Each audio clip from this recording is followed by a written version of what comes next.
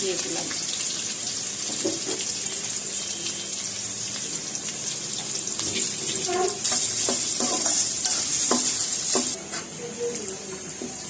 আম্মু কিছু বেরেস্তা উঠিয়ে রাখছে।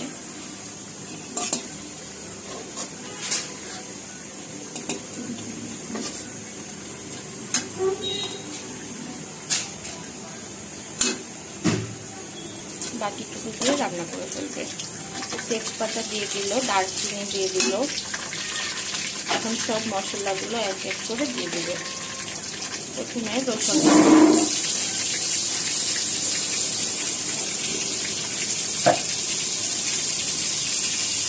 এখন দিয়ে দিচ্ছে আদা বাটা।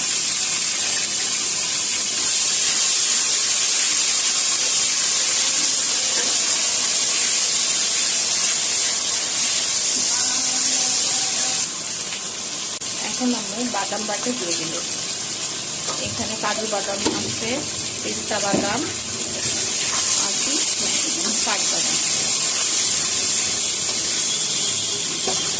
3 রকমের বাদাম বাটা।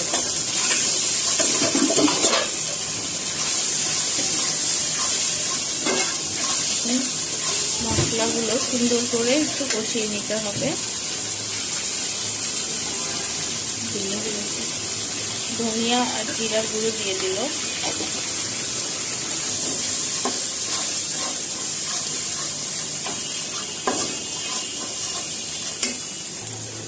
এখন আমরা টক দই দিয়ে দিব।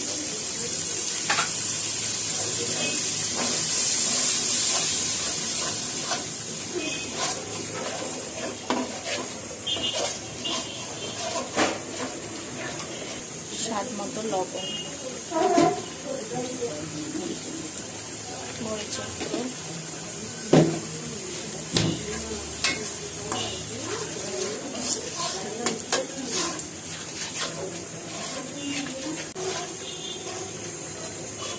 পাঁচ মিনিট মশলাটা আমরা কষিয়ে নিব। 5 মিনিট হয়ে গেছে। এখন আমরা দেখি মশলাটা কি অবস্থা। উপরে তেল ভাজতেছে। এখন আমরা খাসির মাংসগুলো দিয়ে দিবে।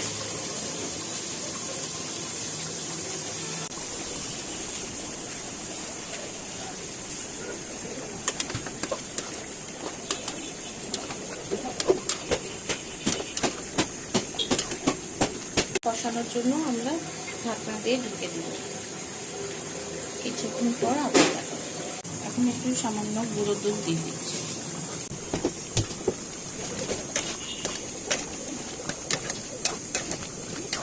উপর দিয়ে পেঁয়াজ বেরেস্তা দিয়ে দিচ্ছে, আর উপর দিয়ে ঘি দিয়ে দিল।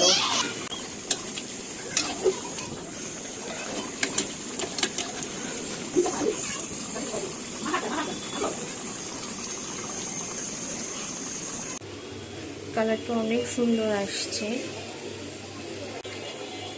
সবাই ভালো থাকবেন, সুস্থ থাকবেন, আমাদের সবার জন্য দোয়া করবেন। আল্লাহ হাফেজ।